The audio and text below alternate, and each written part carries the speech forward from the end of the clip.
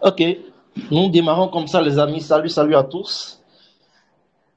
Bienvenue sur ce live. Pour ceux qui ne me connaissent pas, bon, je le dis pour ceux qui auront après le temps, bien ceux qui suivront ça après sur la chaîne YouTube. Je me présente rapidement. Je suis Ricardo Sou. Je suis un serial entrepreneur et nous avons notre forum sur le négoce international où nous parlons du négoce international et autres, et bien d'autres choses également. Donc, si vous êtes sur la chaîne YouTube, je vous invite simplement à vous abonner et à cliquer sur la cloche de notification pour ne rien rater. Alors, ce soir, les amis, vous aurez tous la parole. Ce soir, vous aurez tous la parole. Chacun va donner son avis sur le sujet. Alors, le sujet de ce soir est intitulé Le riche aveuglé, cas des paysans africains.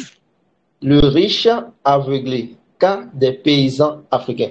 Alors, vous allez dire pourquoi j'ai pris ce thème, parce que, vous savez, nous sommes en Afrique, et il y a beaucoup de choses que nous possédons, et lorsque nous prenons le secteur agricole, vous savez que le secteur agricole, c'est ce secteur-là qui nourrit la population. Sans cultiver, sans produire, vous ne pouvez pas manger. Donc, obligatoirement, il faut produire. Et pour produire, qui sont ceux-là qui le font? Ce sont les agriculteurs, les paysans, ce sont eux qui le font et qui nous produisent les produits nécessaires et nous mangeons, n'est-ce pas? Donc, lorsque nous prenons un peu notre contexte, donc le continent africain, et nous comparons par exemple aux Américains ou bien aux Russes par exemple, nous voyons clairement que nos paysans africains qui détiennent des terres et qui font la culture de produits vivriers ou bien des produits de rente parfois, malheureusement, entre guillemets, ne sont pas les plus aisés, ne sont pas riches. Comparativement aux autres paysans d'autres continents, notamment les russophones, les occidentaux, vous allez constater que, ben, plutôt, de leur côté, ils sont excessivement riches, et très riches d'ailleurs. Donc, il est important que nous puissions nous poser la question, mais pourquoi la même chose que nous faisons et que les autres aussi font de leur côté, pourquoi d'un côté, il y a un déséquilibre? Donc, c'est à cela que nous allons répondre au travers de ce live ce soir, les amis. Donc, déjà pour commencer, lorsque nous prenons le continent africain, vous allez voir que nous avons beaucoup de choses à faire. Nous sommes encore en arrière sur énormément et énormément de choses. Pour ceux qui sont à l'extérieur, par exemple, et qui sont présents sur ce live, vous savez déjà de quoi je veux parler. Que ce soit le secteur de la santé, que ce soit le secteur agricole, que ce soit sur le plan industriel, nous avons énormément, énormément de choses à faire. Maintenant, lorsque nous prenons le fond de la question, bien de la situation, la première des choses que nous allons nous demander, pourquoi nos agriculteurs n'arrivent pas véritablement à se nourrir et à vivre à temps plein de leurs activités? Et moi, de mon côté, la première réponse qui me vient à l'esprit, c'est que d'un premier plan, sur un premier plan, voilà, ils n'ont pas un bon encadrement. Ils n'ont pas un bon encadrement, je veux dire un bon suivi, une bonne formation de base. Parce qu'il ne faut pas se lancer dans l'agriculture pour se lancer dans l'agriculture, non. Mais lorsque vous vous lancez dans l'agriculture, vous devez déjà avoir des bases qui permettent à ce que, lorsque vous prenez un hectare, vous puissiez savoir, lorsque je prends un hectare et je veux faire la culture de l'haricot, par exemple, peut-être dans les normes, peut-être, c'est 40 tonnes que ça va me donner, ou bien c'est 50 tonnes ça va me donner.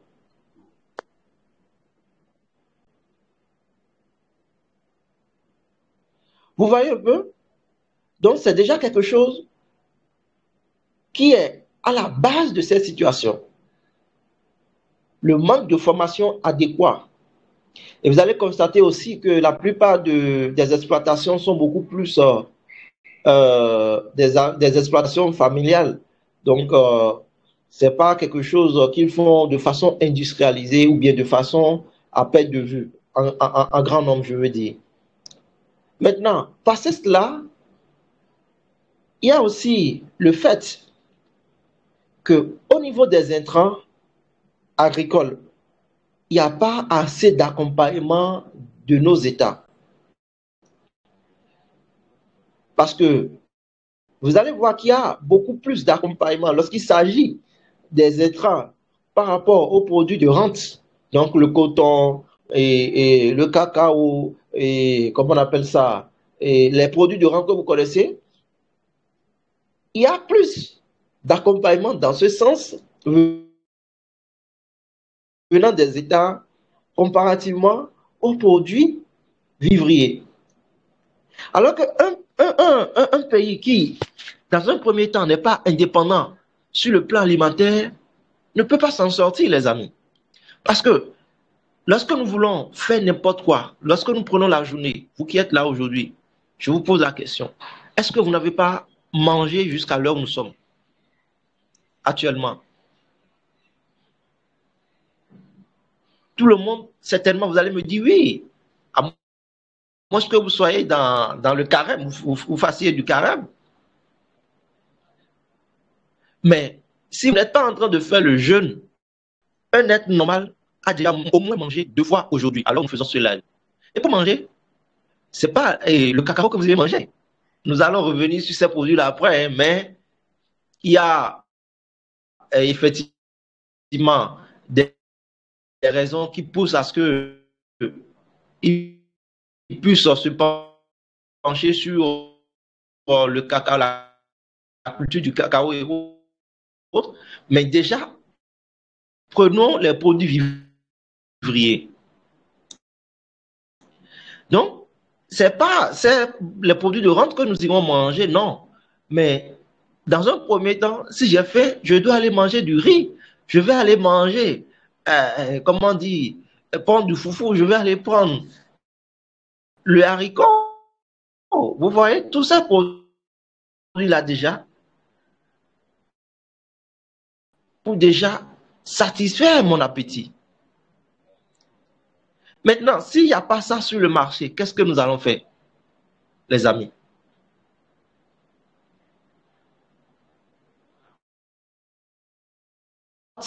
Vous avez ça sur le marché, mais le prix est tellement élevé. Qu'est-ce que vous allez faire en ce moment? Donc, vous allez constater que nous avons nos gouvernants qui ne sont pas vraiment trop, qui ne sont pas assez penchés sur l'accompagnement des producteurs qui sont dans le secteur de la production des produits vivriers.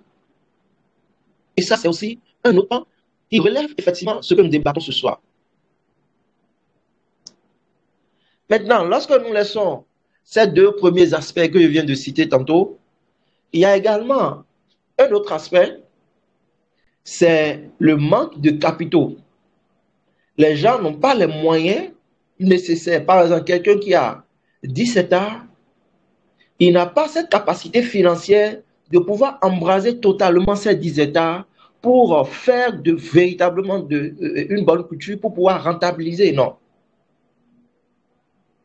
Donc, il y a aussi le manque de capitaux.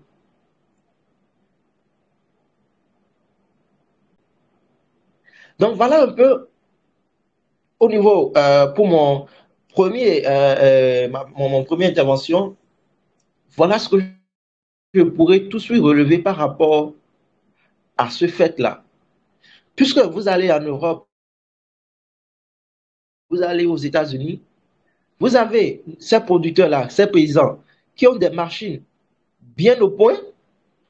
Ils ont des banques qui sont dédiées spécifiquement à l'agriculture. Donc, ils ont accès aux prêts agricoles.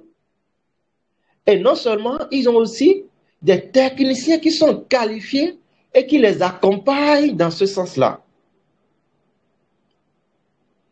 Si vous n'avez pas, même si vous avez l'argent, vous avez les moyens nécessaires, tous les outils nécessaires, que vous n'avez pas, des techniciens aussi qualifiés qui vont vous accompagner dans ce sens, vous pouvez beau commencer, mais vous allez tomber.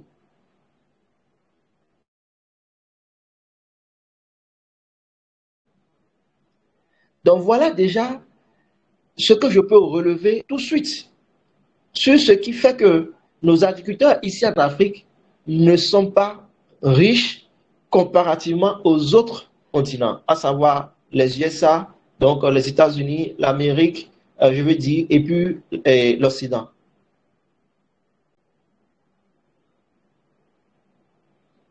Donc voilà un peu ça. Maintenant, lorsque nous voyons un peu ce que je viens de dire tantôt, il y a aussi le fait que certains agriculteurs régions où aujourd'hui, vous allez voir, lorsqu'on parle effectivement du changement climatique, ces régions sont véritablement impactées par le changement climatique. Par exemple, j'étais quelque part au nord du Bénin, quelque part hein, au nord, vraiment au nord du Bénin, mais ce que ces paysans-là vivent, les amis, c'est pas de l'amusement. Ce n'est pas de l'amusement, les amis. Lorsque j'ai vu ça, oh, je me suis dit, oh quoi? Quand est-ce que ces gens-là, ils vont rester sous ce chaud soleil, ils vont produire et maintenant ils vont vendre pour pouvoir gagner de l'argent, pour s'en sortir véritablement. Ce n'est pas évident. Franchement, ce n'est pas évident.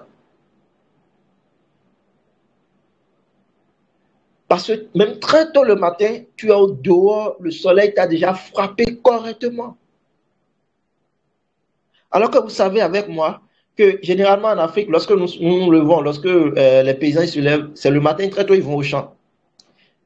Parce qu'il y a pas encore le soleil, donc ils vont là-bas pour rapidement travailler, le temps que ils vont faire les choses avant que le soleil ne se lève, pour qu'ils puissent retourner pour se reposer, et puis retourner dans l'après-midi, et puis continuer et poursuivre ce qu'ils sont en train de faire dans leur exploitation. Mais déjà, le matin, tu te lèves, à 9 heures, il y a déjà le soleil qui est vraiment accablant, chaud sur toi. Qu'est-ce que tu vas faire en ce moment? Donc, ça, c'est du côté naturel, je peux dire. Bien vrai que c'est beaucoup plus issu des faits et gestes des hommes que nous sommes, mais c'est du côté naturel et cela affecte certaines zones.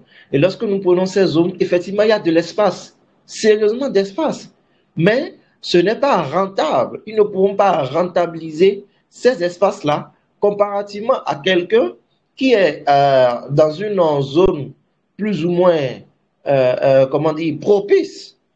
Vous comprenez un peu? Voilà. Donc, c'est des choses comme ça qui sont liées au fait que ces agriculteurs ne sont pas développés, ne sont pas riches.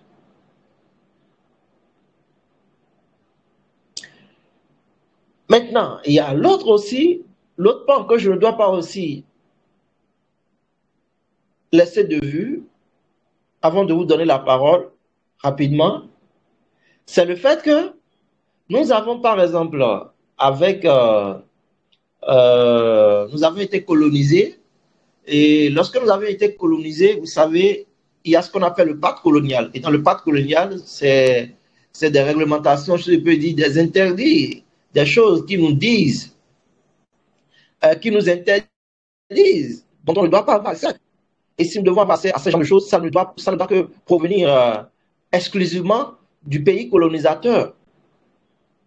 Mais lorsque nous prenons par exemple l'industrialisation de l'Afrique, vous savez que nous avons nos présidents qui viennent, ils portent des projets, mais aucun d'eux ne pense jamais aux industries. Pourquoi c'est comme ça? simplement dû au pacte colonial. Aucun d'eux ne pense véritablement aux industries. Même si vous les voyez, ils grignotent des choses, ils grignotent, ils font des grignotages. Alors que lorsque nous prenons un président digne, véritablement, qui se dit, bon, moi je viens pour vraiment révolutionner l'industrie dans mon pays, nous prenons le budget de l'État, donc une bonne partie du budget que nous allons consacrer à l'industrie, mais en 10 ans, en 15 ans, tous les pays africains peuvent déjà se relever sur le plan industriel, les amis. Parfois même, il y a des opérateurs économiques qui ont les moyens et sont prêts à venir implanter des industries sur le sol africain dans certains pays, mais ils reçoivent un blocus automatiquement. Est-ce que je dis, lorsque je prends le Bénin, il y a un opérateur économique, ce n'était pas au temps du régime actuel, hein, c'était il y a de cela au moins 10 ans passés, un grand opérateur économique du Bénin, mais il est venu avec les machines, les amis. Toutes les machines sont stationnées au port de Cotonou. Et il y avait eu même un reportage dessus.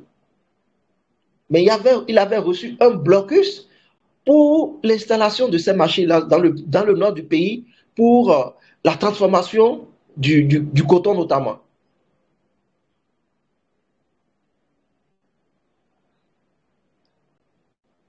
Donc vous voyez un peu les amis.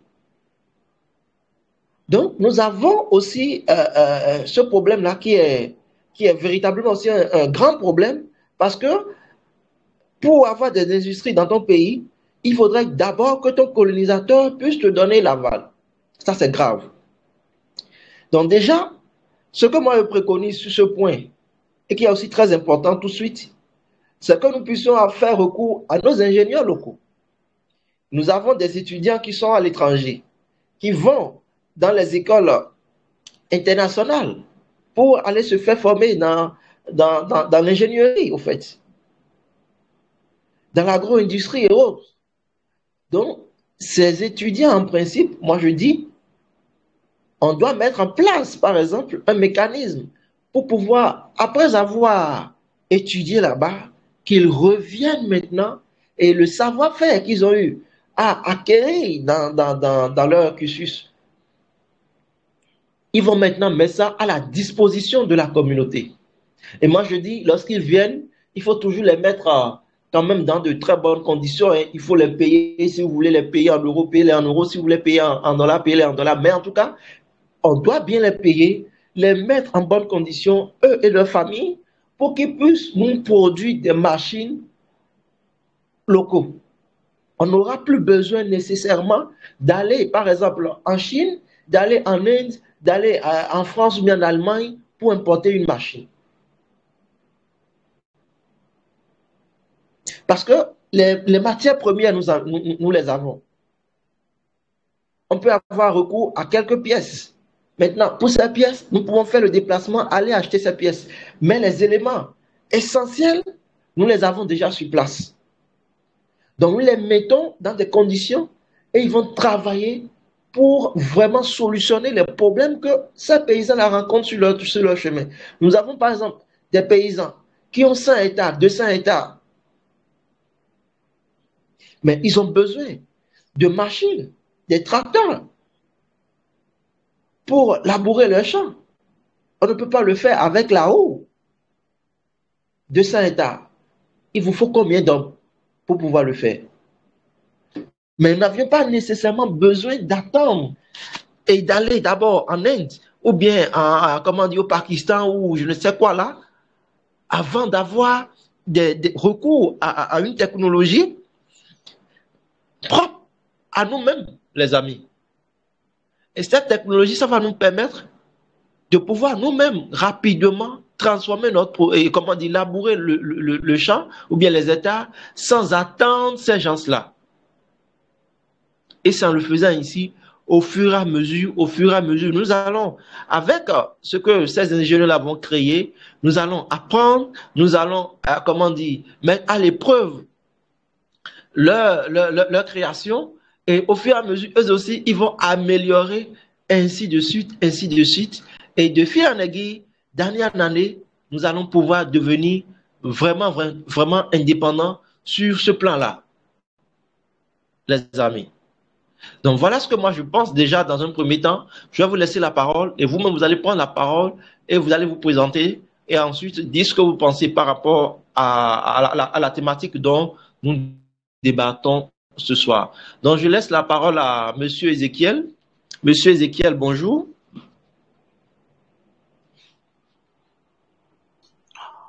Oui, bonjour, monsieur Ricardo. Comment allez-vous? Je vais super bien. Ok, Dieu merci. Moi aussi, je vais également bien.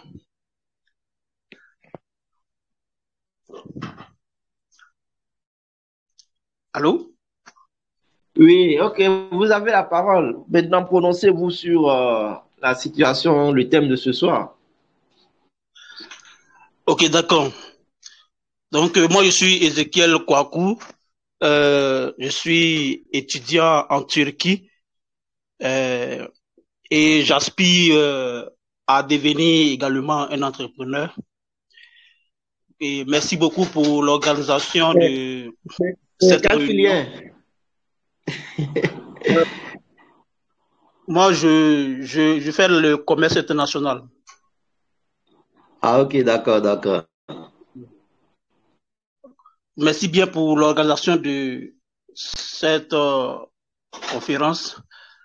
Euh, Par rapport au thème, je vous ai écouté et effectivement, tout ce que vous avez dit, c'est juste. Aujourd'hui, en Afrique, le problème est vraiment grandissant. Parce que nous qui sommes ici, on voit un peu comment les choses se font. Ici, tout est mécanisé.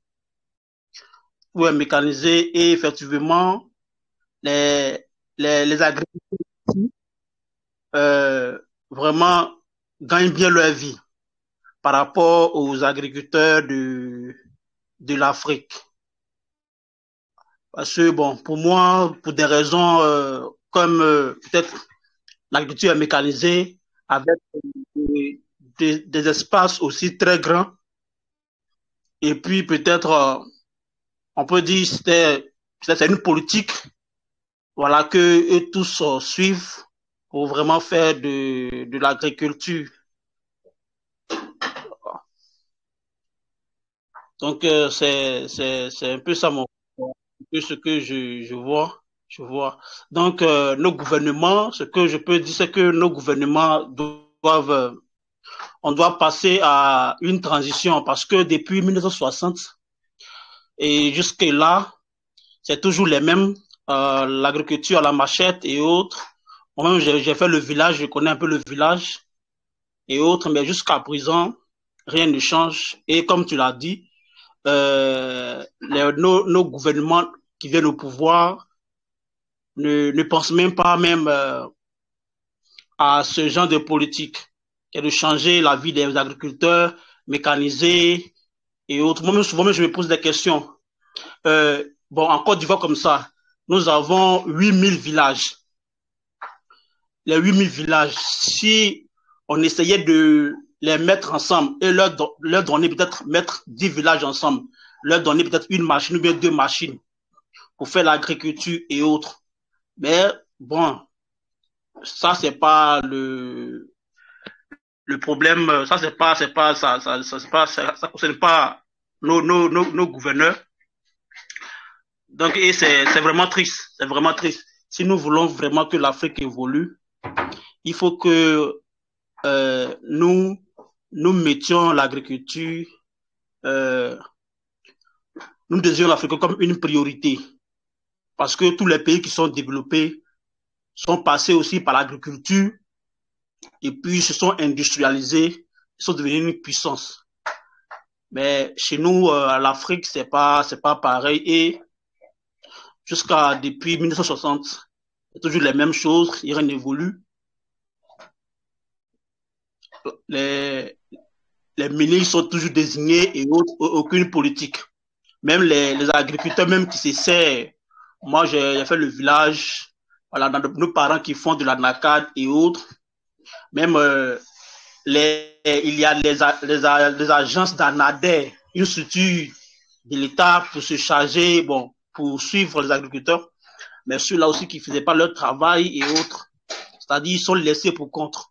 Donc, tout ça là, ce sont des problèmes, L'agriculture est une priorité et vraiment, si les États veulent que nous évoluions, il faut vraiment qu'on y pense.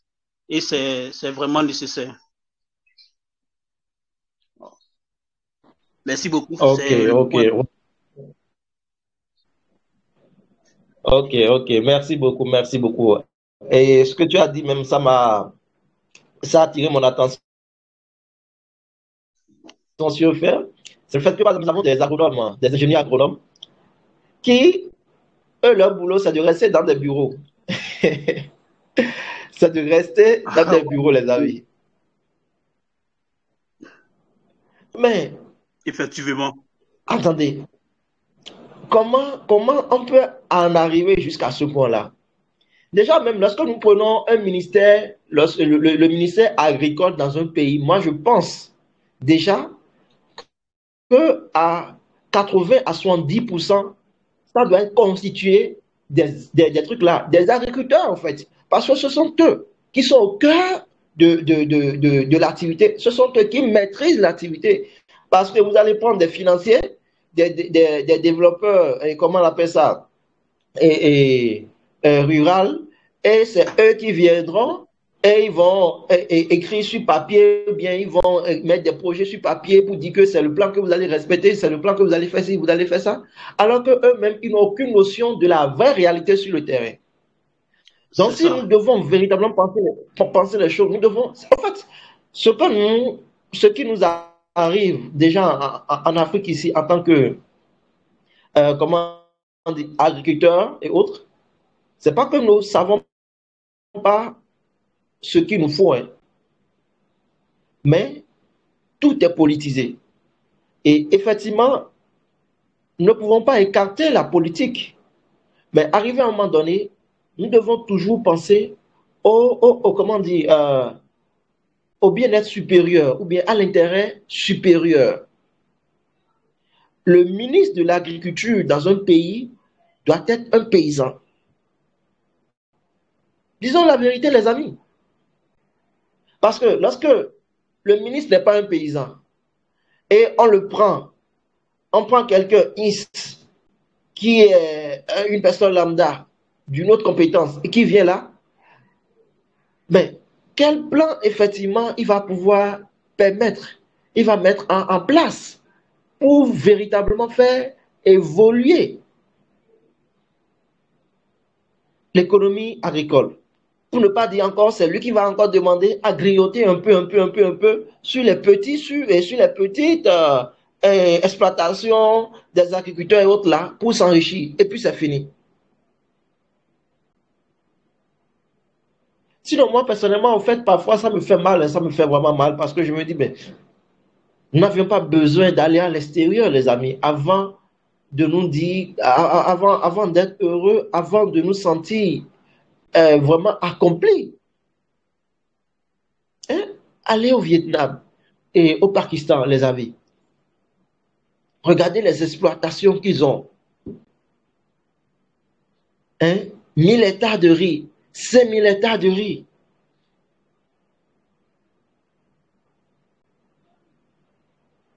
Et ils le font bien, correctement, les amis. Et ce sont eux maintenant qui nous donnent à manger. Mais à côté, il faut juste prendre. Je prends le cas de la Côte d'Ivoire. Il faut faire le point, tout juste, comment dire, le trajet Abidjan et San Pedro pour voir les expats.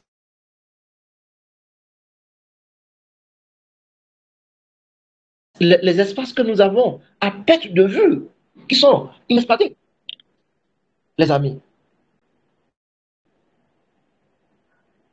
Tu vois, partout en Afrique, nous avons énormément d'espaces qui ne sont pas exploités.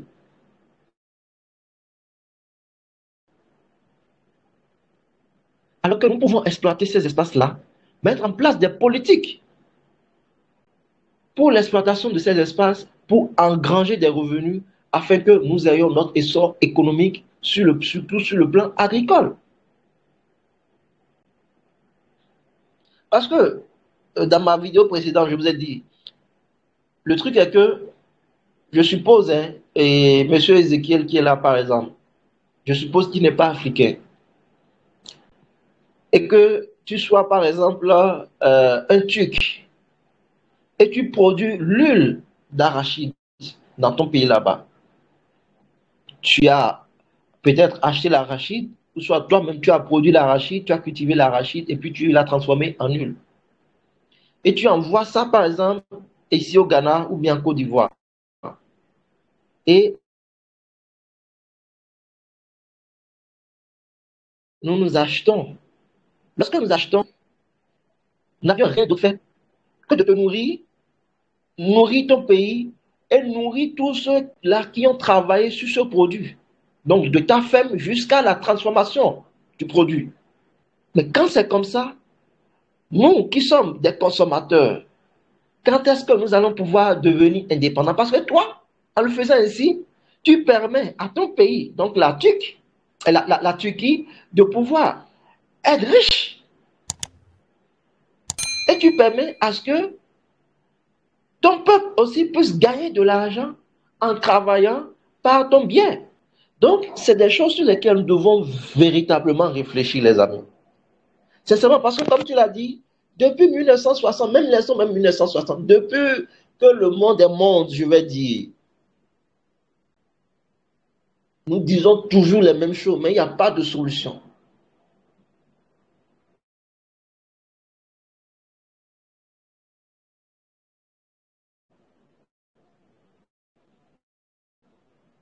Parce que ce que nous sommes en train de dire ici tout de suite, ce n'est pas l'affaire d'une seule personne. Ce n'est pas l'affaire de 2 ou 3 personnes. Non, c'est l'affaire de tout le monde. Si c'était l'affaire de 2 ou 3 personnes, ben, c'était déjà fini. Parce qu'il y en a qui sont dans le domaine et qui font les efforts nécessaires qu'il faut. Mais c'est l'affaire de tout le monde. Lorsque nous allons prendre vraiment cela au sérieux et nous allons vraiment nous attacher à ça et travailler dans ce sens-là, vous allez voir que non, les choses iront normalement et bien. Mais il y a aussi une chose, les autres ne veulent pas que nous soyons indépendants sur ce plan-là. Parce qu'ils prennent l'Afrique pour un marché de consommation. Donc vous allez voir, il y a des produits qui sont produits par exemple en Europe, nous avons, et dont on parle, dont on dit qui sont de première qualité, donc des produits de premier choix, et nous avons des produits qui sont destinés uniquement à l'Afrique, qui sont comment dire, de second choix, de cette qualité. Et en le faisant ainsi, eux, ils se font énormément de l'argent. Donc, ils ont mis aussi une politique dans ce sens-là pour que l'Afrique ne puisse véritablement pas s'industrialiser.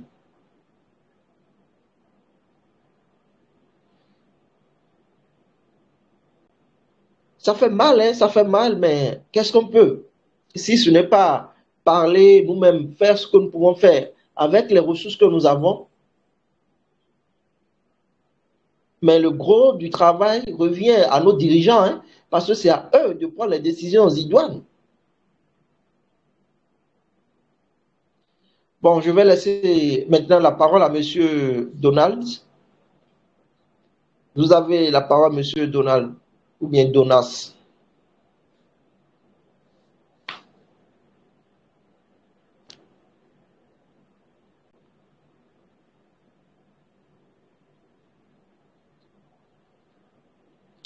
Allô, est-ce que Monsieur Donas Consulting m'écoute?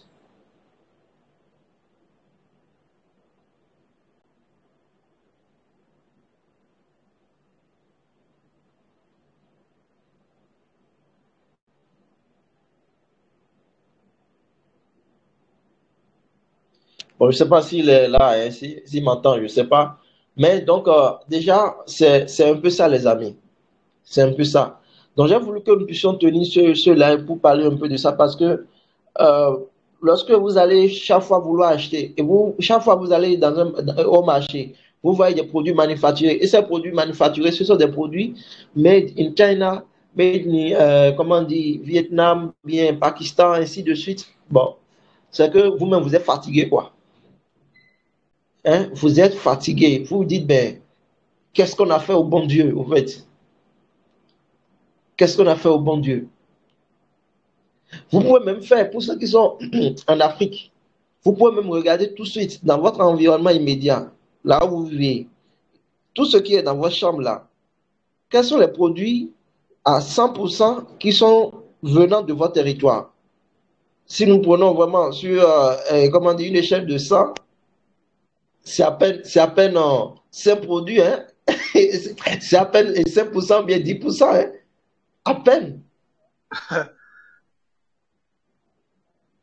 Euh, non, non, non. En fait, Ce c'est sont tous bizarre, des quoi. produits chinois.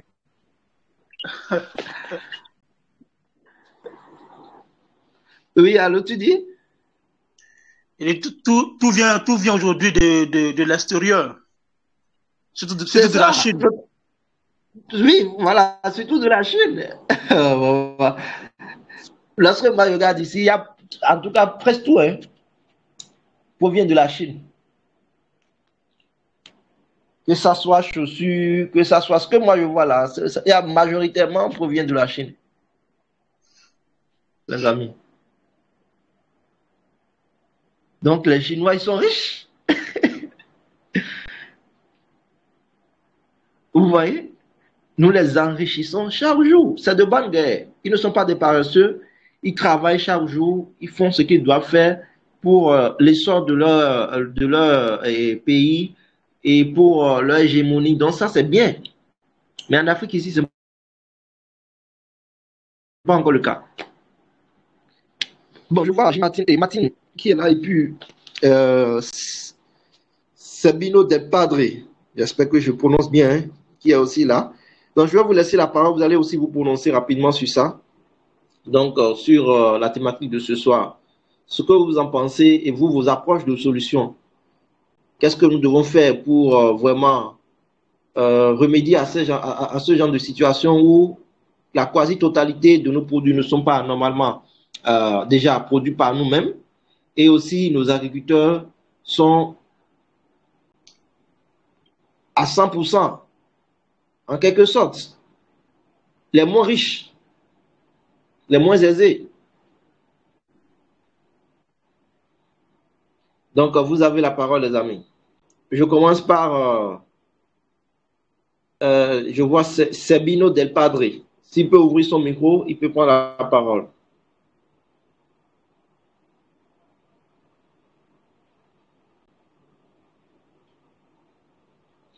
Pour ouvrir le micro, il faut juste cliquer sur l'icône du micro que vous voyez en face de vous là.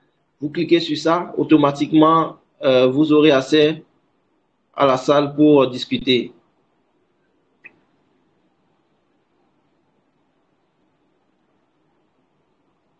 Soit il n'est pas prêt, nous passons à Martin.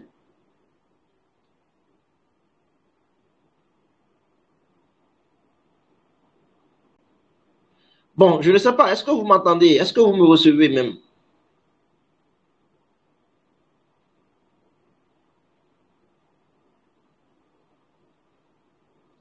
Vous me recevez là?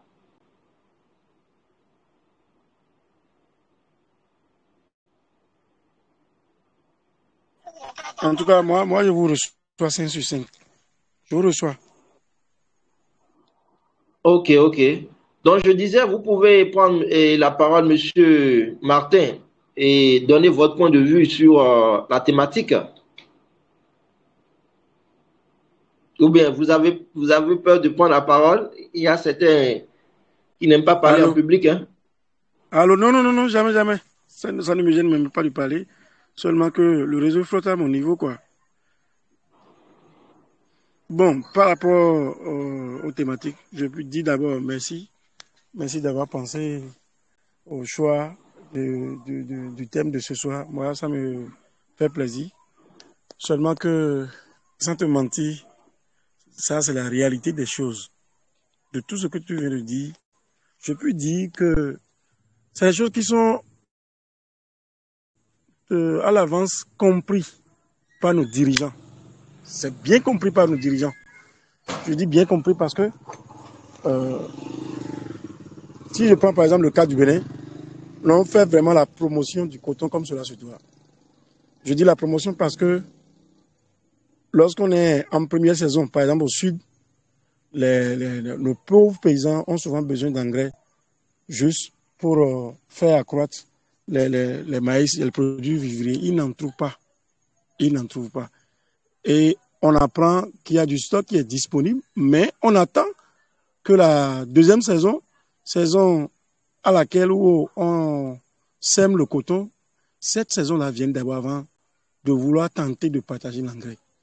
Si moi je prends simplement ce volet, je me suis dit, alors là, ça veut dire que nos dirigeants savent très bien ce qui ne va pas. Ils savent très bien ce qui ne va pas. Puisque en réalité, si on distribuait de l'engrais à la première saison, j'ai comme l'impression que ça ne profite pas, par exemple, nos dirigeants. Ça, c'est juste un petit constat. Deuxième constat qui, pour moi, me touche 24 heures sur 24 le cœur. Même les produits vivriers qui sont cultivés sans l'utilisation des engrais, sans avoir les moyens d'acquérir des engrais, ces produits, on nous interdit d'importer ces produits, par exemple. Tu fais très bien ton soja, tu fais très bien ta patate douce, et tu ne peux même pas... Moi, je suis à 10 km de la frontière du Togo. Je suis à Azové, précisément dans la commune d'Aplakoué. Tu ne peux même pas amener un sac de soja au Togo, à 10 km du Bénin. À 10 km du Bénin. Mais au même moment, ce qui vient de l'Occident, ce qui quitte l'Europe, ce qui quitte la Chine, traverse la frontière à côté de nous, vient sur le marché à Azové, à côté ici. Donc, nos pauvres paysans s'échinent pour labourer la terre, mais vendent ça à quel prix? Ils vendent ça à quel prix? Donc, je me dis, la balle est vraiment dans le camp de nos dirigeants qui, pour moi, ne veulent pas le développement de l'être humain.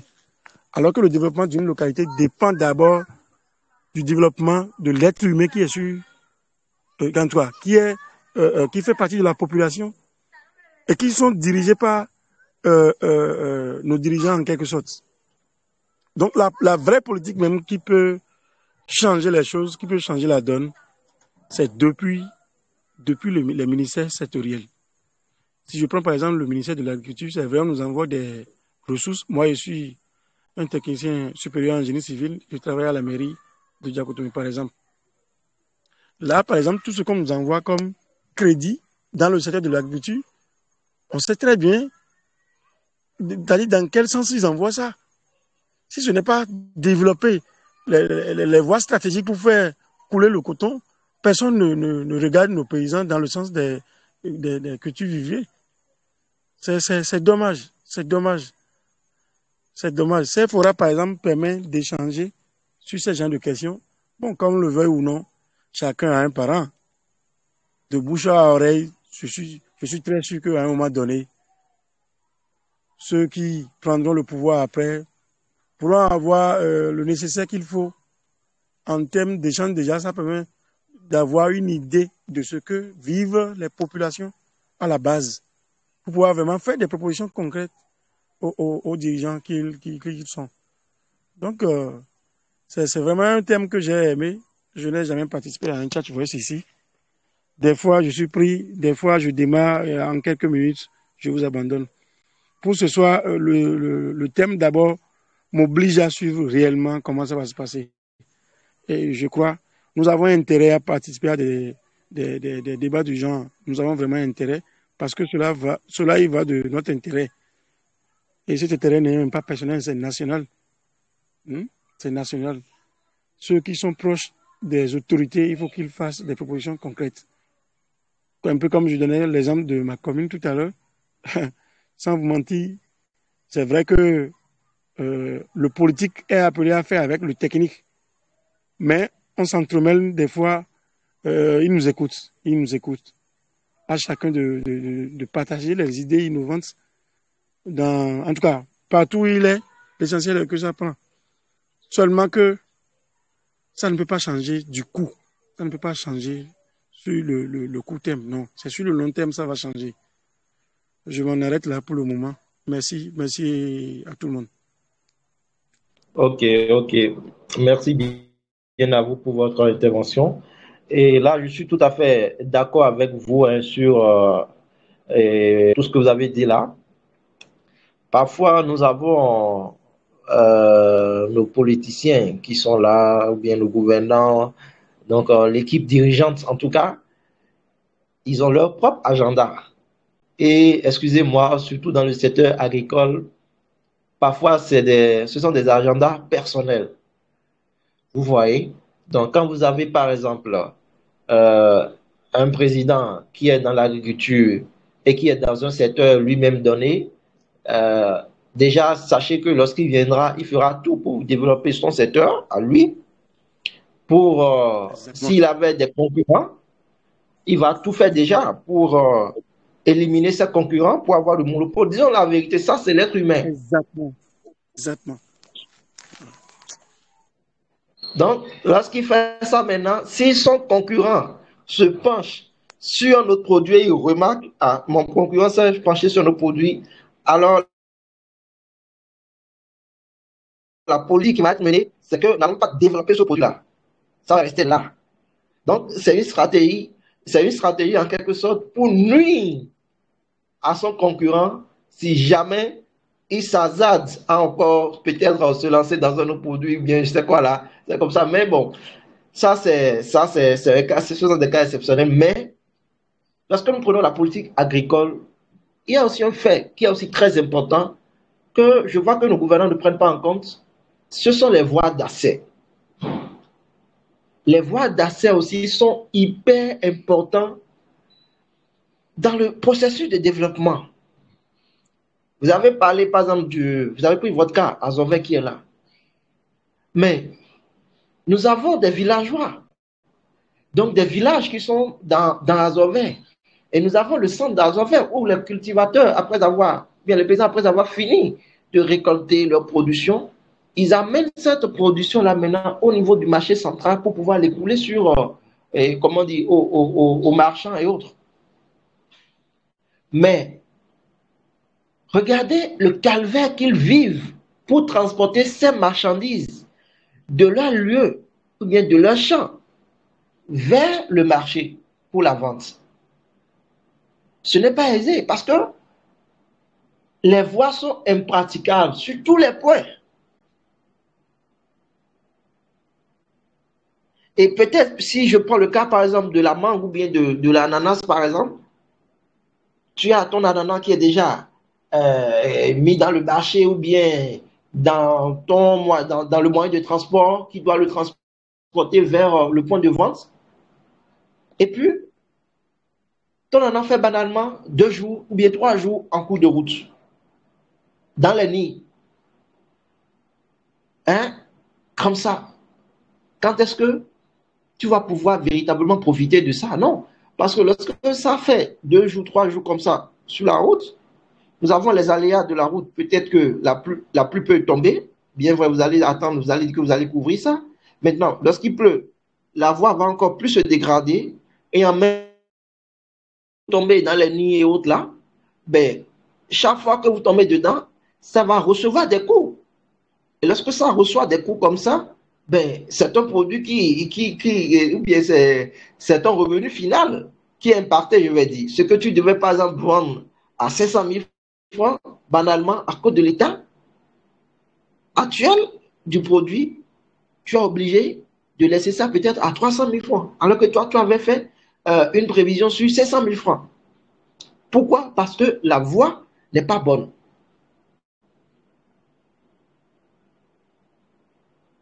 Moi, je dis, même si lorsque nous prenons par exemple les trucs là, les zones reculées, au moins, même si nous ne voulons pas faire de l'asphaltage dans ces zones-là, au moins, drainons ces voies. Lorsque nous drainons les voies, mettons-y au moins les gravillons et, comment on appelle ça, le granit, les concasses du granit, là, au moins mettons ça sur ça, pour au moins permettre à ce que au moins la voie peut-être puisse être vraiment empruntable. Mais vous savez, au moins, dans certains pays africains, il y a au moins une différence. Et lorsque je vais, par exemple, dans des villages ici au Ghana, je vois il y a au moins une différence. Il y a au moins des voies que tu vas voir qu'ils ont eu à faire, même si c'est un peu vieillot quand même, mais la voie, elle est là. Et au moins, lorsque tu quittes ton champ, rapidement, tu vas au moins rapidement raccrocher et te raccorder à une voie qui va t'amener directement, si c'est à Accra, tu veux venir, ou bien si c'est à Koumassi, et c'est bon.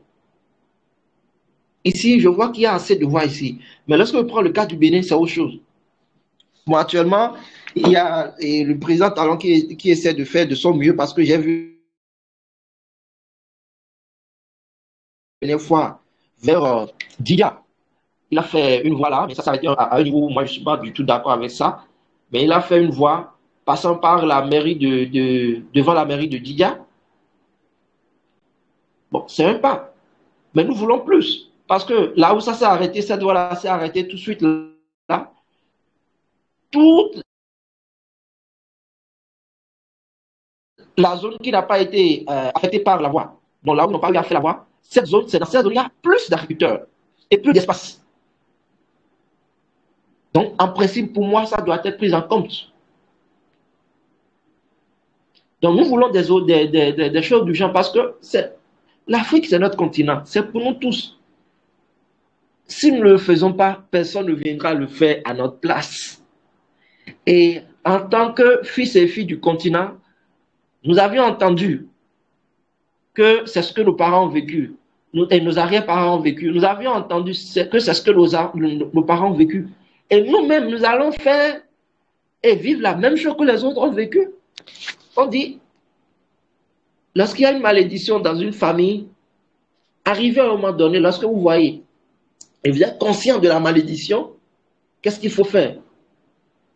Il faut briser la chaîne de la malédiction-là. Il faut briser cette chaîne.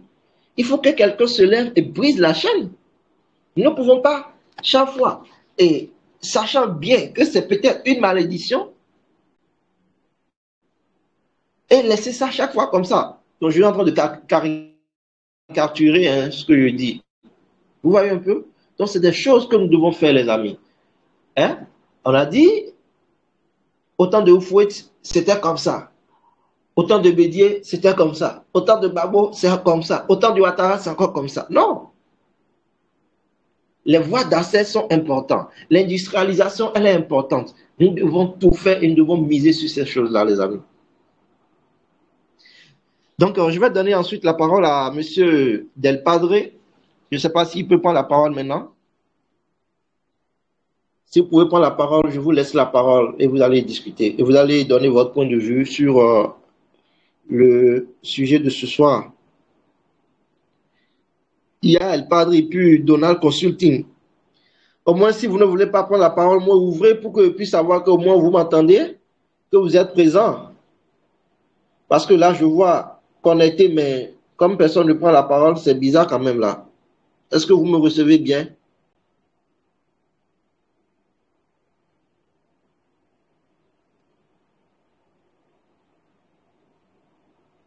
Allô? Apparemment, ils ne nous suivent pas. Hein? On dirait, hein? Monsieur Kofi, vous m'entendez?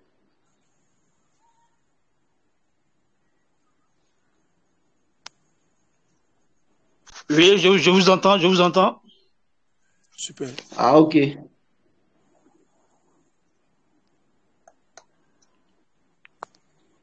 Ok, donc c'est un peu ça, c'est déjà ça. Et bon, ce que nous pouvons dire sur le problème, donc la situation, nous ne pouvons rien faire si ce n'est pas de parler et aussi avec les moyens que nous avons à notre bord, en tout cas, faire ce que nous pouvons faire lorsque nous-mêmes nous lançons dans le domaine agricole pour vraiment ne pas vivre et ne pas faire exactement comme les autres, c'est tout.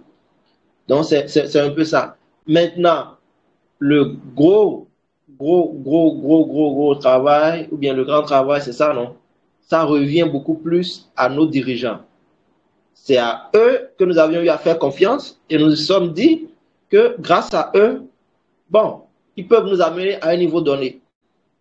Donc déjà, si nous leur avions fait confiance et nous leur avons donné ce pouvoir-là de pouvoir gérer le bien public, alors vraiment ils ont intérêt à faire pour que tous autant que nous sommes, nous puissions vraiment être satisfaits. Nous n'allons pas seulement nous accaparer d'un seul secteur et laisser un autre secteur, non. Bien vrai, dans la politique de développement, nous pouvons avoir des secteurs beaucoup plus en vue. Mais moi, je vois que le secteur agricole est un secteur même incontournable parce que sans l'agriculture, qu'est-ce que nous allons faire?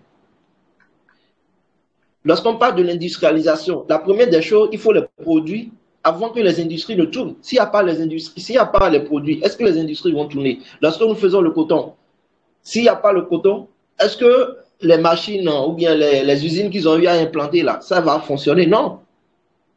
Et je me dis même, la manière dont ils ont mis assez de moyens sur le coton, c'est de cette même manière, ils doivent mettre aussi les moyens sur les autres produits pour que nous puissions avoir notre essor économique. Mais ce qui est à ce niveau beaucoup plus, c'est que vous savez que les pays qui n'ont pas l'or, qui ne détiennent pas l'or, et qui sont en relation directe avec la France, donc qui ont été colonisés par la France, vous savez que 50%, dont aujourd'hui je crois que c'est 75% ce qui paraît, en tout cas de nos réserves, vont au niveau du trésor français. Donc lorsque vous n'avez pas l'or, parce qu'en principe vous devez prendre votre or, et c'est ce or-là que vous devez envoyer au niveau de la France là-bas pour garantir, en guise de garantie. Mais vu que vous n'avez pas l'or, on vous impose un produit dans votre pays. Et c'est sur ce produit-là que vous allez vous concentrer pour pouvoir payer vos redevances. Donc les 50% bien les 75%. Donc le Bénin, par exemple, c'est beaucoup plus le coton. C'est pourquoi vous allez chaque fois entendre politique agricole, notamment le coton, ainsi de suite, ainsi de suite. C'est rien que ça. Parce que c'est ça qui nous permet de pouvoir aller sur le marché international pour avoir des devises étrangères dans notre pays.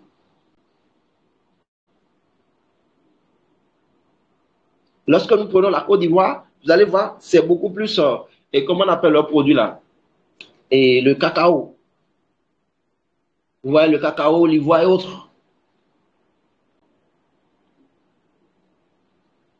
C'est ça, les amis.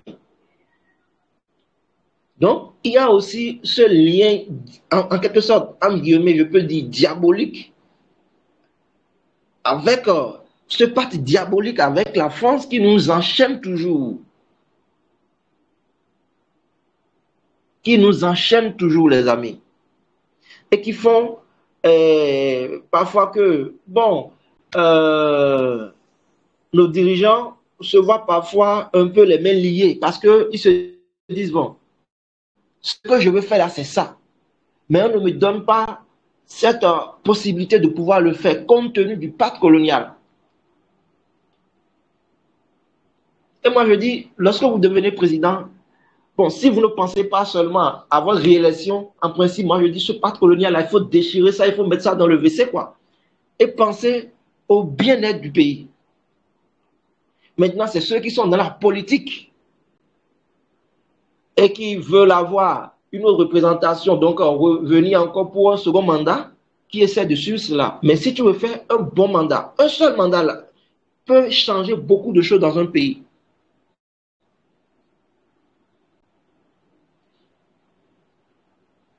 Mais lorsque tu viens et tu fais tes 5 ans et tu mets de côté le pacte colonial, non, tu vas mettre beaucoup de choses en ordre dans ton pays. Vous avez vu, par exemple, je prends le cas de Talon qui est là, lorsqu'il est venu, il était dans l'optique de faire 5 ans. Mais comme il a goûté, il a vu que c'est bon, parce que dans ses premières années, donc les 5 premières années, vous avez vu ce qu'il a fait. Il a travaillé comme ah là, je m'en fous. Ils s'en foutaient de la population, mais c'était dans le bien-être de la population. Mais voyant que, ah bon, j'arrive déjà à la fin de mon mandat, donc il y a des choses qui sont quand même assez intéressantes. Bon, le pouvoir, c'est doux, hein, c'est sucré.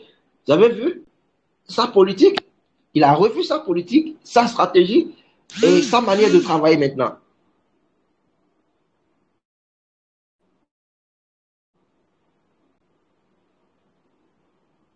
Donc, peut-être que moi, qui parle, peut-être que au niveau, une fois peut-être devenu président, un de ces jours, je ne sais jamais, on ne sait jamais, rien n'est impossible dans la vie.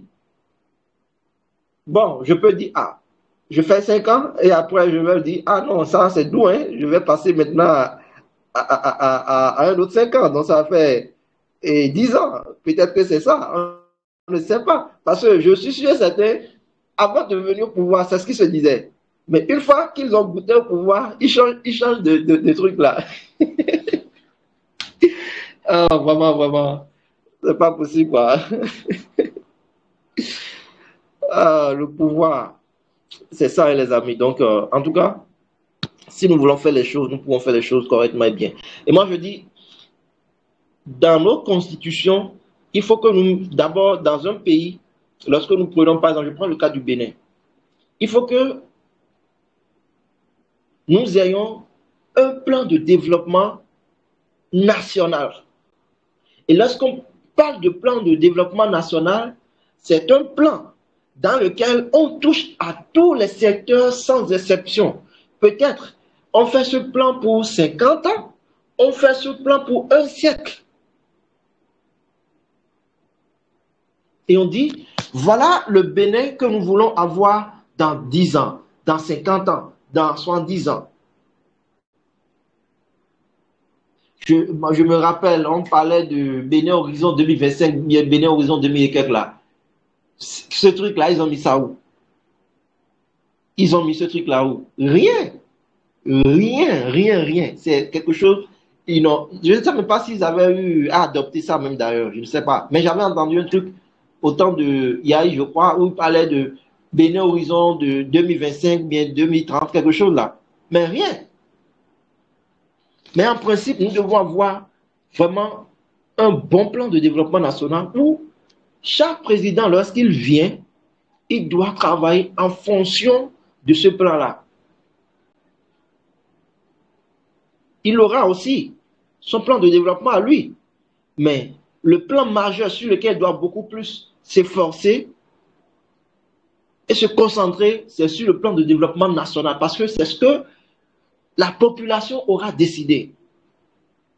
Ah, dans cette zone, nous allons en faire uniquement une zone industrielle. Dans cette zone, nous allons en faire simplement une zone agricole. Dans cette zone, nous allons simplement en faire une zone commerciale. Dans cette zone, nous allons en faire une zone résidentielle. Et dans tel endroit, voilà les rues que nous voulons avoir, voilà les buildings que nous voulons avoir, voilà.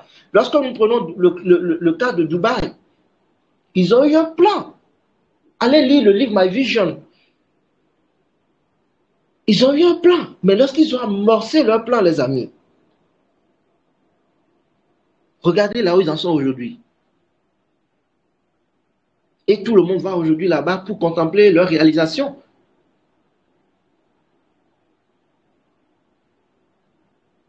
Même si nous gardons le franc CFA en l'état, nous pouvons faire d'énormes choses. Hein. Si nous laissons le côté, France-Afrique et autres, et que nous nous concentrons, nous pouvons faire énormément de choses, les amis. Nous pouvons faire énormément de choses. C'est parce que parfois, il y a la politique politicienne qui rentre dans le jeu et tous les projets sont noyés. Sinon, nous sommes capables de faire grandes choses avec les peu de ressources que nous avons. Lorsque la Côte d'Ivoire, je ne dirais pas que c'est à 100% et fun, mais au moins, on voit des réalisations qui sont en train de faire. C'est à féliciter, même si c'est rien que sur des prêts. Mais le pays, quand même, est beaucoup plus impacté. Donc, il y a, comment dire, le niveau de vie de la population qui s'accroît et je peux même dire ça agit directement sur la durée de vie de la population. Mais lorsque vous avez ça, il y a nécessairement un prix à payer. Vous devez savoir que les denrées alimentaires vont prendre de la valeur, la location des biens vont prendre de la valeur, le coût des terrains vont prendre de la valeur, ainsi de suite, ainsi de suite. C'est comme ça.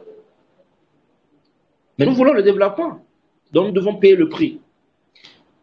Donc voilà un peu les amis, ce que j'ai voulu que nous puissions, en tout cas, débattre ce soir sur cette question-là.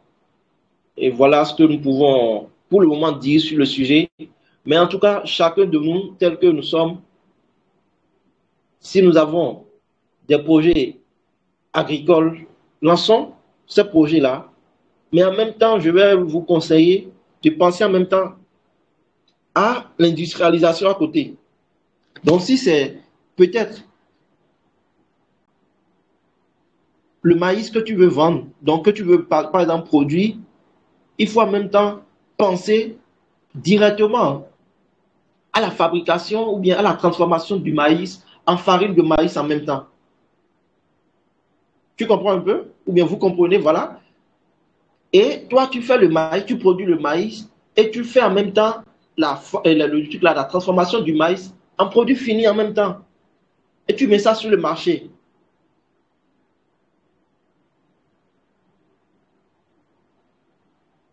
Ici au Ghana, c'est ce que les gars font, j'ai vu. C'est ce qu'ils font.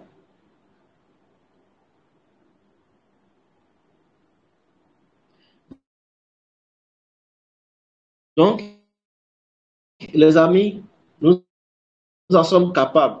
Si nous laissons de côté la politique et si nous nous concentrons sur notre continent, ça veut dire les Européens que nous voyons sur notre continent, les Américains que nous voyons sur le continent, peu importe le montant qu'ils vont investir, ils n'investissent pas pour nous. Ils investissent d'abord pour eux-mêmes. C'est parce qu'ils ont vu un intérêt qu'ils sont venus. Et dès qu'ils vont rentabiliser leur investissement, c'est fini. Ils s'en vont avec le capitaux. Aussi simple que ça. Ils sont jamais là, pas comment dire, baguette magique ou quoi que ce soit, non. Ils sont là parce qu'il y a un intérêt là. Nous-mêmes, nous sommes là chez eux parce que nous avions vu des intérêts. Je prends le cas de M. Kofi qui est là-bas tout de suite. C'est parce qu'il a vu un intérêt. Et tout de suite, si je prends son cas, c'est parce qu'il a vu que l'école dans laquelle il est allé se faire former, c'est cette école qui est capable de lui donner sa formation. Donc, c'est son intérêt à lui. Donc, agissons toujours par intérêt, mais quand il s'agit du bien public, agissons intérêt pour la masse.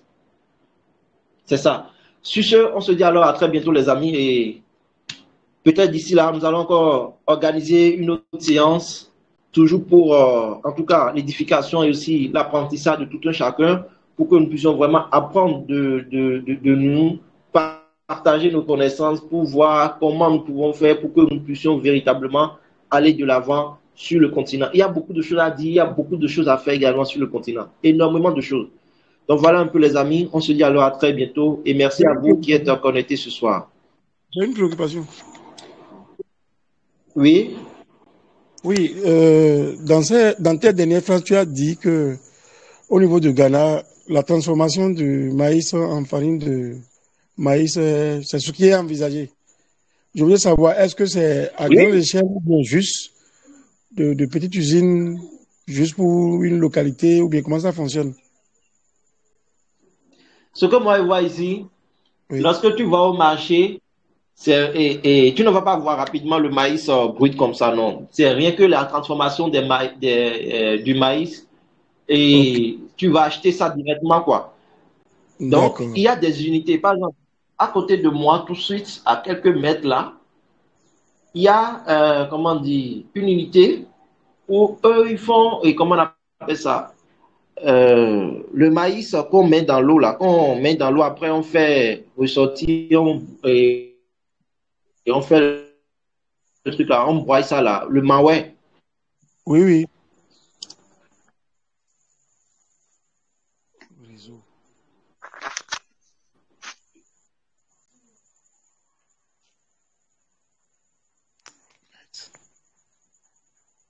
eux, c'est leur spécialité. Et c'est, voilà, c'est leur spécialité et c'est rien que ça ils font. Chaque jour, tu passes par là, ils sont en train d'écraser le Mawel. Donc, tu vois, et ils vont, et les bonnes dames viennent là, elles se rassemblent là pour venir acheter et elles vont maintenant vendre ça dans les marchés. Donc, c'est un peu ça. D'accord, ok. C'est bon? J'ai déjà eu... Non, c'est bon, j'ai déjà eu une idée. Mais au Bénin, si tu fais ça, que les gens vont. Bon, il faut amener les gens. Il faut amener les gens à, progressivement à ça parce que ça te permet de gagner du temps. Lorsque tu vas acheter directement le maïs, ça te permet de gagner du temps. Toi-même, tu ne vas plus aller au moulin, faire ci, faire ça. Même lorsque tu veux faire le maoué, c'est déjà là. Donc, tu achètes seulement. Donc, en fait, ça te facilite la vie. Mais psychologiquement, est-ce que le Béninois est prêt pour ça? Il faut l'amener progressivement, au fait. Oui, c'est fort possible, surtout au niveau des grandes villes. C'est fort possible quand on prend Porto Novo, Cotonou. Bon, en tout cas, au niveau des centres-villes, je crois que c'est possible, surtout que ceux qui sont administratifs n'ont pas souvent le temps pour aller au moulin et autres là. Petitement, ça va C'est prendre, ça ça. va prendre. Petitement, ça va prendre. C'est ça. Ok, merci à vous tous. Merci beaucoup. Ok, merci beaucoup. Merci. Oui, merci.